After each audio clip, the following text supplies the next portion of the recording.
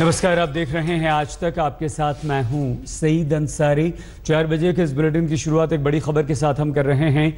लखनऊ में यूपी सचिवालय यानी कि लोक भवन में बड़ा हादसा हुआ है।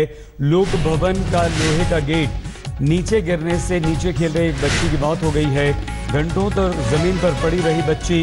मृतक का नाम किरण बताया जा रहा है। लगभग 7 साल की इसकी उम्र है और लोक भवन में मुख्यमंत्री योगी आदित्यनाथ का ऑफिस है। कुमार अभिषेक हमारे संवाददाता के पास आपको ले चलते हैं। अभिषेक, लोक भवन नया है, बहुत ज्यादा पुराना नहीं है, बहुत ज्यादा इस पर पैसा खर्च हुआ था, ये इतनी बड़ी लापरवाही कैसे हुई?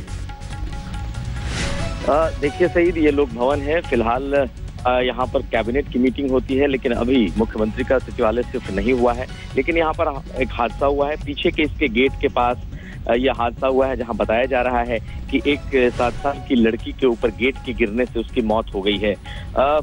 फिलहाल इसके लड़की के परिजन और जो अंदर इसके में काम करने वाले जो ठेकेदार हैं वो चुप हैं, कुछ बोल नहीं रहा है। लेकिन काफी देर तक उसकी डेड बॉडी वहां पड़ी रही है। उसके बाद उसे अस्पताल भेजा गया है, जहां उसकी मौत हो गई है। कहीं ना कहीं एक कह सकते हैं कि एक बड़े मामले की ओर इशारा जरूर है।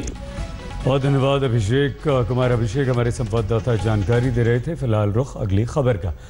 अयोध्या में राम मंदिर निर्माण की हलचल तेज हो गई है। अयोध्या में कल 2 ट्रक पत्थरों की नई खेप पहुंची और इसके साथ ही पत्थरों को तराशने का काम भी तेज हो गया है। मुख्यमंत्री योगी आदित्यनाथ भी 26 जुलाई को अयोध्या पहुंच रहे हैं। इन दोनों बातों को अगर एक साथ जोड़कर देखें तो अब दिगंबर अखाड़ा और राम जन्मभूमि न्यास जल्द ही मंदिर निर्माण शुरू करने का दावा कर रहा है।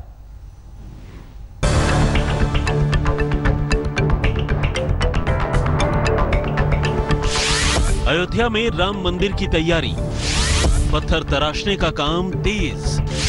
अयोध्या पहुंची पत्थरों की नई खेप। 26 जुलाई से शुरू हो जाएगा राम मंदिर निर्माण। अयोध्या में राम जन्मभूमि न्यास के परिसर में उतर रहे पत्थरों की ये नई खेप एक दिन पहले ही पहुंची है। नए पत्थरों के साथ पुराने पत्थरों को तराशने और नक्काशी का काम भी तेज हो गया है। अयोध्या में इस हलचल के बढ़ने को लेकर राम मंदिर निर्माण से जुड़े लोगों का अपना दावा है। राम जन्मभूमि न्यास और दिगंबर अखाड़े का दावा है कि अब जल्द ही अयोध्या में भव्य राम मंदिर निर्माण का काम शुरू होने वाला है, क्योंकि केंद्र में मोदी सरकार और उत्तर प्रदेश में योगी सरकार से बेहतर कोई और मौका हो ही नहीं सकता। निर्माण शुरू हो जाएगा तो सभी वातावरण अनुकूल हो गया है। केंद्र में मोदी जी आ गए हैं, प्रांत में योगी जी आ गए हैं। दोनों मिलकर शीघ्र बाधाओं को दूर करके सोमनाथ जी के मंदिर की तरह मंदिर का निर्माण शीघ्र कराएंगे। ऐसी हिंदू जनता की मानसिकता है, विश्वास और श्रद्धा है। राजस्थान से जो पत्थर आ रहा है, इससे मालूम पड़ रहा है कि राम जन्मभूमि का निर्माण बहुत जल्दी होगा। प्रांत के विकास, देश के विकास के साथ साथ राम जन्मभूमि का निर्माण तभी माना जाएगा विकास उत्तर प्रदेश में जब राम जन्मभूमि का निर्माण होगा। मंदिर निर्माण को लेकर इनकी इस उम्मीद को नई उमंग उत्तर प्रदेश के मुख्यमंत्री योगी आदित्यनाथ के अयोध्या दौरे से भी मिली है। योगी आदित्यनाथ 26 जुलाई को मंदिर निर्माण आंदोलन के अगुवा रहे दिगंबर अखाड़े के प्रमुख रामचंद्र परमहंस की पुण्यतिथि पर एक बार फिर अयोध्या आ रहे हैं और ऐसे वक्त में मंदिर निर्माण के लिए राजस्थान से 2 ट्रक पत्थरों की नई खेप भी आ पहुंची है। जो है इन पत्थरों की खेप जो है पुनः 2 ट्रक पत्थर पहुंचे हैं अयोध्या। इन पत्थरों को बीच में रोक दिया गया था क्योंकि जो सरकार थी वह नहीं चाहती थी कि भगवान राम के भव्य मंदिर निर्माण के कार्य में जो है कहीं प्रगति हो, और उस प्रगति को रोकने के लिए उसने फार्म 32 को मौखिक रूप से वाणिज्य कर विभाग के अधिकारी को निर्देश दिया कि वह न दे, जबकि यह बहुत ही गलत था और इसका खामियाजा उन्हें रामद्रोह के कारण भुगतना पड़ा और वो सत्ता से च्युत हो गए। विश्व हिंदू परिषद का दावा है कि अयोध्या में भव्य राम मंदिर निर्माण के लिए करीब 65% काम पूरा हो चुका है। मंदिर के लिए 1,57,000 घन पत्थरों की जरूरत होगी और अब तक 1,10,000 घन पत्थर तैयार हो चुके हैं। राम मंदिर का मसला अभी सुप्रीम कोर्ट में है, लेकिन आपसी सहमति की सलाह देकर कोर्ट ने भी एक नई राह सुझा दी है। मंदिर जल्द बनने का दावा और वादा सीएम योगी और पीएम मोदी हमेशा करते रहे हैं। ऐसे में अयोध्या में तेज हुई हलचल क्या मंदिर निर्माण को लेकर किसी आपसी सहमति का इशारा है? बनबीर सिंह, अयोध्या आज तक। और आइए हम आपको सीधे लिए चलते हैं अयोध्या। हमारे संवाददाता इस वक्त शिव पूजन झा हमारे साथ जुड़ चुके हैं। शिव पूजन, 2 ट्रक कल आए, दावा जल्द मंदिर निर्माण के शुरू होने का, क्या कुछ हलचलें चल रही हैं? क्या वहां पर तेजी से काम हो रहा है या ये सिर्फ मुख्यमंत्री योगी आदित्यनाथ की आहट की वजह से? देखिए, पिछले कई सालों से पत्थर यहाँ पर मंदिर के निर्माण के लिए नहीं आए थे। यहाँ के अधिकारियों से हमने जब बात की तो उन्होंने खास तौर से कहा कि उन्हें फॉर्म 32 मुहैया नहीं कराई जा रही थी, जिस बाबत धौलपुर से पत्थर यहाँ नहीं आ सकते थे। लेकिन शायद मैं आपको थोड़ा कैमरा पैन करके दिखाने की कोशिश करता हूँ कि इस वक्त मंदिर के पिलर्स के लिए किस तरीके से नक्काशी का काम, बेहद बारीक काम होता है, ये लगातार जारी है। तकरीबन 70% काम वो पूरा हो चुका है। हमने कुछ वक्त पहले बात की दिगंबर अखाड़ा के महंत सुरेश दास जी से। उनका खास तौर से कहना है कि सोमवार को उनकी लंबी मुलाकात हुई थी, करीबन 6 घंटे की मुलाकात हुई थी योगी आदित्यनाथ जी से, और योगी आदित्यनाथ जी ने उनसे कहा है कि वो 26 जुलाई को अयोध्या पहुंचेंगे और अब मंदिर के निर्माण का काम शुरू करें महंत सुंदरदास जी। लेकिन हम जानना चाहते हैं, यहाँ पर बहुत सारे लोग हैं जो सीधे सीधे जुड़े हुए हैं मंदिर निर्माण के इस काम से। एक सुगबुगाहट फिर से शुरू हुई है मंदिर के निर्माण को लेकर के। इस सुगबुगाहट के पीछे कारण क्या है? सुगबुगाहट के पीछे कारण क्या कि राम मंदिर बनना यही कारण है, और कोई कारण तो है नहीं। पत्थर पिछले कई सालों से नहीं गिर रहे थे, अब पत्थर धौलपुर से फिर से आना शुरू हुआ, क्या ये कारण माना जाए? ना, ये तो प्रक्रिया है, ये तो गिरते रहता है। अब आज बंद भया कल गिरेगा। हिंदू परिषद के भी प्रवक्ता हैं, उनसे भी हम जानने की कोशिश करते हैं। आप लोग तो लगातार मंदिर की मांग करते आ रहे हैं, इसके लिए आंदोलन करते आए हैं। अब योगी आदित्यनाथ जी की बात हुई है महंत सुरेश दास जी से। आपको लग रहा है कि कहीं कोई मतलब कि एक समन्वय की बात बनेगी या फिर कोर्ट के रास्ते के जरिए जो है मंदिर का निर्माण होगा? देखिए, ऐसा है कि मंदिर निर्माण के लिए हमारे पूज्य संतों ने आंदोलन चलाए, उनके मार्गदर्शन में ये काम चल रहा है। हमारे पूज्य महंत धर्मदास जी भी ये अपने बहुत धन्यवाद शिव पूजन झा, हमारे संवाददाता जानकारी दे रहे थे। हलचल काफी तेज हो गई है मंदिर निर्माण की। फिलहाल रुख अगली खबर। बेनामी संपत्ति के मामले में लालू प्रसाद यादव की बेटी मीसा भारती से दिल्ली में इनकम टैक्स के अधिकारी पिछले 2 घंटे से पूछताछ कर रहे हैं। आज करीब 2 बजे मीसा आयकर विभाग के दफ्तर में पहुंची थी। मीसा इससे पहले पटना में भी 2 बार इनकम टैक्स विभाग के नोटिस पर नहीं पहुंची थी। उन्हें 2 बार नोटिस भेजा गया था और दोनों बार वो गैर हाजिर रही, जिसके बाद इनकम टैक्स ने मीसा और लालू परिवार की कई संपत्तियों को जब्त कर लिया, अटैच कर लिया। और अब आज मीसा इनकम टैक्स के ऑफिस पहुंची। आज इनकम टैक्स ने दर्जन भर से ज्यादा अभी तक सवाल दागे हैं। मीसा भारती से 2 घंटे से ज्यादा का समय हो चुका है, लेकिन मीसा भारती अभी भी इनकम टैक्स के ऑफिस में हैं। इनकम टैक्स के ऑफिसर उनसे सवाल पूछ रहे हैं।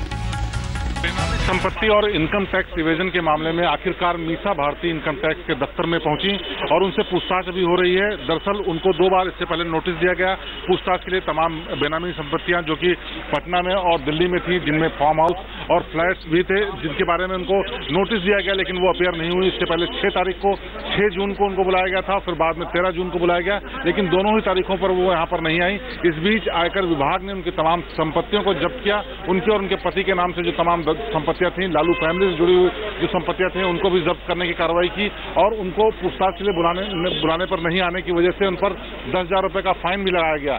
लेकिन आखिरकार आज जो मीसा भारती हैं वो यहाँ पर इनकम टैक्स के दफ्तर में पहुंची हैं तमाम कागजातों के साथ और उनसे पूछताछ की जा रही है। कैमरामैन सुंदर सिंह के साथ शिवेंद्र श्रीवास्तव, दिल्ली आज तक। इनकम टैक्स पिछले 2 घंटे से मीसा भारती से पूछताछ कर रहा है। सूत्रों के अनुसार इस दौरान मीरा से pan card, income tax return भरने को लेकर कई सवाल हुए। आपकी कितनी कंपनियां हैं, अपनी कंपनियों के जरिए आपने कितना कर्ज लिया है, ये तमाम वो सवाल हैं कि कितनी कंपनियों के डायरेक्टर हैं, किन कंपनियों से कर्ज लिया, मिशेल प्राइवेट लिमिटेड ने आपको कर्ज क्यों दिया, आपने उनसे 1 करोड़ 2 लाख रुपए का कर्ज क्यों लिया, क्या कभी किसी कंपनी का कर्ज जो आपने कर्ज लिया है वो कर्ज लौटाया भी है। ये तमाम वो सवाल हैं जिनके जवाब मीसा भारती को देने पड़ रहे हैं। कंपनियों के कामकाज और कर्मचारियों के बारे में भी पूछताछ की जा रही है। आपकी कितनी कंपनियां हैं, कितने कर्मचारी हैं, क्या आप काम करती हैं। रुख अगली खबर का। राष्ट्रपति पद के एनडीए उम्मीदवार रामनाथ कोविंद को समर्थन देने वालों में विपक्षी दल भी जुड़ने लगे हैं। पटना में मुख्यमंत्री नीतीश कुमार ने जेडीयू की बैठक की मीटिंग से बाहर निकलने के बाद जेडीयू के विधायक रत्नेश सदा ने बयान दिया कि मुख्यमंत्री नीतीश कुमार ने कोविंद को समर्थन देने का फैसला कर लिया है। सूत्रों की बात माने तो कल नीतीश कुमार इसका औपचारिक ऐलान भी कर सकते हैं। जेडीयू से सहरसा के विधायक रत्नेश सदा अभी उस मीटिंग में थे जो नीतीश कुमार ले रहे थे विधायकों के साथ, और उस मीटिंग से बाहर आए हैं। रत्नेश जी, ये बताइए, मुख्यमंत्री से बात हुई, क्या बात हुई है, उन्होंने क्या कहा है? हम लोग बिहार के राज्यपाल के साथ हैं, समर्थन है हम लोग का। किनको? रामनाथ कोविंद का। विधायकों का समर्थन है? विधायकों का और पार्टी के सभी सम्मानित नेता का भी समर्थन। ये आपका कहना है या फिर नीतीश कुमार का भी यही स्टैंड है? यही स्टैंड है। ये आपसे उन्होंने कहा है क्या? सब लोग के बीच में बातचीत हुई है। उन्होंने क्या कहा? सबकी मीटिंग में क्या बोला उन्होंने, जरा बताइए। बिहार के प्रथम राज्यपाल ऐसा जो है बिहार के प्रति विकास की नजरिया रखते हुए, और खास बात यह है कि बिहार के राज्यपाल डायरेक्ट प्रधान राष्ट्रपति पद चुने जा रहे हैं, इसलिए हम लोग इनके साथ। मुख्यमंत्री ने इस मीटिंग में आप लोगों से कहा कि वो समर्थन करते हैं रामनाथ कोविंद का? हाँ, समर्थन। तो ये बात क्यों आ रही है कि उन्होंने फैसला कल तक के लिए टाल दिया है? इस पर कोई ये बात की अनेक तरह की दिग्भ्रमित बात होती है, इसके लिए नहीं। लेकिन मुख्यमंत्री ने समर्थन अपना व्यक्त किया है आप लोगों के बीच में रामनाथ कोविंद के लिए। सदा साहब, हाँ, समर्थन उन्होंने किया है समर्थन।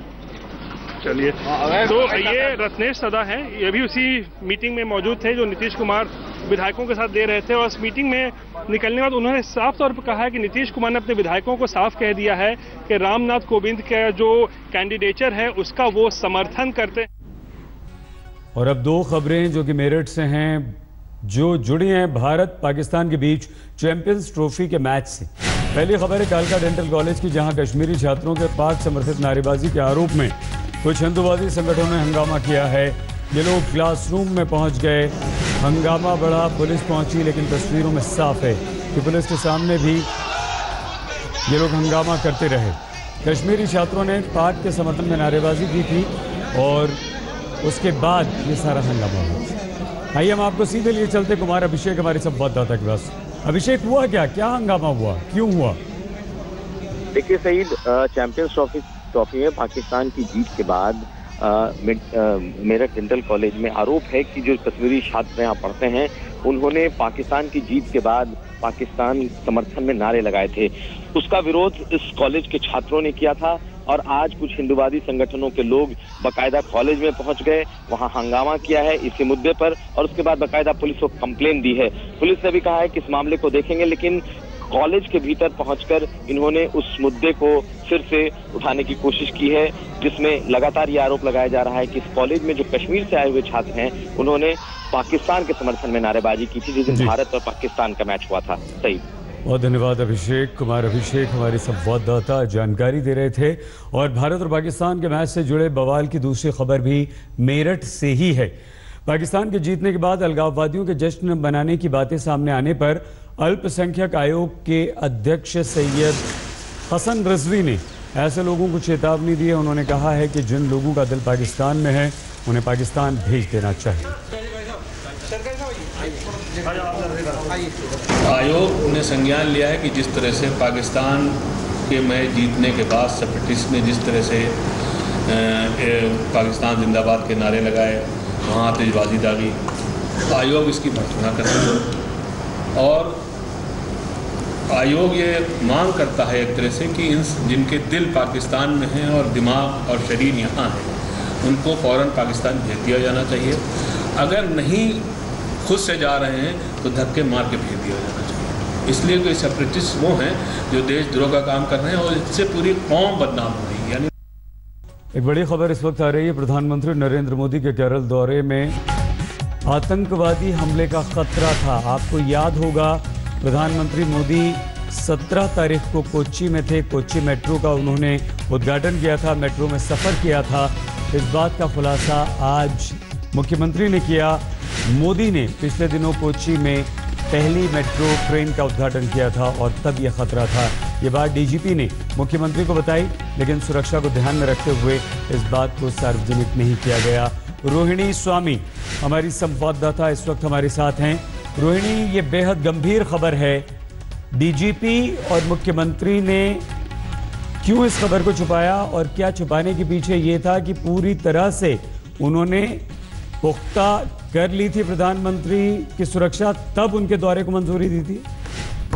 देखिए, पूरी तरह से पहले सुरक्षा की उन्होंने जांच किया था ये पता करने के लिए कि कितना खतरा है। उसके बाद जब उनको पता चला कि हो सकता है कि वहाँ पे प्रोटेस्ट लोकल, जहाँ पे उस एरिया में, कोची एरिया में प्रोटेस्ट भी हो रही थी एक दिन पहले किसी और मुद्दे के ऊपर, उस वक्त उन्होंने सोचा कि सिक्योरिटी बढ़ाई जाए, पर उसके साथ साथ उसको पता था कि आतंकी खतरा भी हो सकता है। आज उन्होंने मीडिया से बात करते हुए उन्होंने कहा कि हमने किसी से बात नहीं किया था, इंटरव्यू रिपोर्ट थी हमारे पास और हमने पूरी तरह से सुरक्षा पुख्ता किया था ताकि किसी को न पता चले और पूरी तरह से कोची मेट्रो का इनॉग्रेशन ठीक से हो। और इसलिए हमने देखा था कि किस तरह से जब पीएम की कॉन्वॉय जो आ रही थी वो भी पूरी तरह से पहले की तरह से ज्यादा उन्होंने सुरक्षा कर्मियों को तैनात किए गए थे। ठीक है रोहिणी।